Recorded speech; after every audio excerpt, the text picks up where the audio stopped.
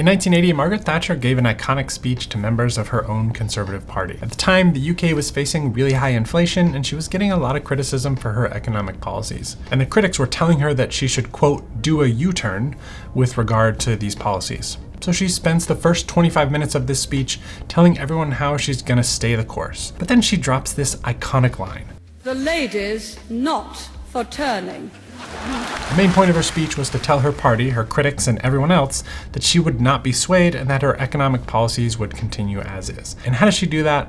With a beautiful but simple moment that not only defined the speech, but her legacy as a world leader. When you're giving a presentation, how do you make it persuasive? One thing you can do is create defining moments like this one. But it doesn't just have to be a soundbite. It can be a chart or a data point or just an idea. Just be sure to keep it simple, make sure it relates to the message, and where possible, try to make it visual. We actually made a whole video on how to make persuasive presentations, so if that interests you, make sure you check it out.